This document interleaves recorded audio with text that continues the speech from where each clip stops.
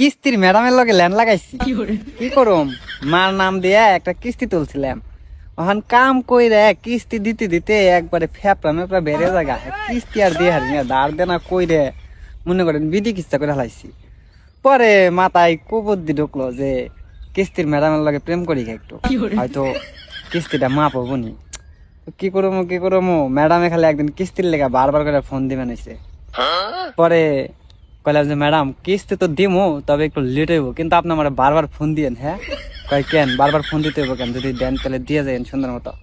আমি বলি না, আপনি ফোন দিলে আমার ভালো লাগে, আপনার যে সুন্দর কণ্ঠ, এই কণ্ঠ শুনবার মন চায়। আর যখন কিস্তি দিমু তখন কিন্তু আপনি আবার অন্য কাউরে পাঠায়েন না। কয় কি কইতাছেন এইগুলা? আমি কইলাম আরে আপনার দেখতে আমার ভালো লাগে, সেই ভালো লাগে, এতদিন কিছু কই নাই, আজকে কই দিলাম, কি লেগে জানি ভালো লাগতেছে না, ভাবতাছি যে ময়রা বাংলা মনে হয়। পরে কয় আচ্ছা কিস্তি দিন ভদ্রলোকের মতো। আমি কই হ্যাঁ কিস্তি দিমুনি। যখন কিস্তির লেগাইছে তখন কইছি যাক, খুশি হইলাম যে আপনি আইছেন, আপনারা না দেখলে আমার খালি পরানটা ছটফট করে। পরে কইলাম যে আজকে অফিস টাইম শেষ হইলে বাসায় যে একটু ফোন দেন, গল্প সল্প করুন নেই। ভাই কেন তো ফোন দিতে হইব কেন? আমি কই আরে দিতে কইছি দিয়েন, সমস্যা নাই। পরে অফিস শেষ করে বাসায় যে ফোন দিছে, যে কি সমস্যা কি আপনার, বলেন কি হয়েছে।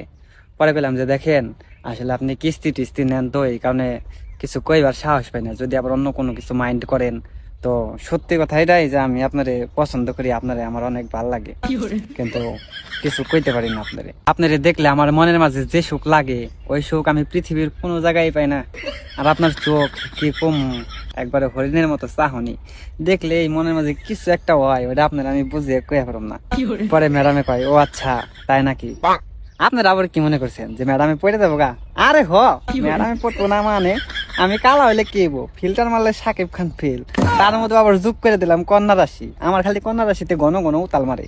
যাই হোক কয়েকদিন কথাবার্তা করার পরে দেখি সে লেভেলের প্রেম হয়ে গেছে, আমাকে এত ঘনিষ্ঠ সম্পর্ক হয়েছে, মাখামাখি সম্পর্ক। এখন মাঝে মাঝে ফোন দিলে খালি কই যে রাস্তাঘাটে দেখা হলে খালি সালাম দিও না, শুভেচ আমিও দিও, দুঃখের কথা কয়ে হয় না, শুয়ে হয় না, দুই একটা তো শুনে নিবার মন চায়।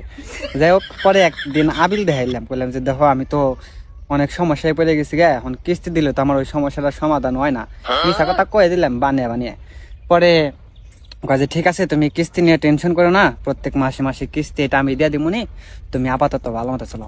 এটাই তো চাইছিলে যে কিস্তি রেখালে মা পই, তখন এই কিস্তি যখন শেষ হয়ে যাবো তখন কমু যে শুনো আমাকে তো বিয়ার সাথেও করান লাগবো, এমনি করে আর কয়দিন থাকমু, আর এই কাম কাজ করে তো দিশা মিশা পাওয়া যায় না, কোল কিনারা পাওয়া যায় না, তাহলে বিদেশ যাবো। এখন বিদেশ যাওয়ার লেগে তো 1 টাকাও ক্যাশ নাই, যদি 4-5 লাখ টাকা লোন নিয়ে দিতে তাহলে মনে করো কোন রকম দাঁতে কামড় দিয়ে আমি বিদেশ পৌঁছি হারলে, তারপরে মনে করো কিস্তি কুস্তিও শেষ দিয়ে দিলাম, তোমার বিয়াও করে হারাইলাম। আচ্ছা ঠিক আছে এটা শেষ হোক, একবারে লাইন আইছে খালি মতে মতে কিস্তি শেষ হইলে 5 লাখ টাকা লোন নিয়ে যাবো গা বিদেশে।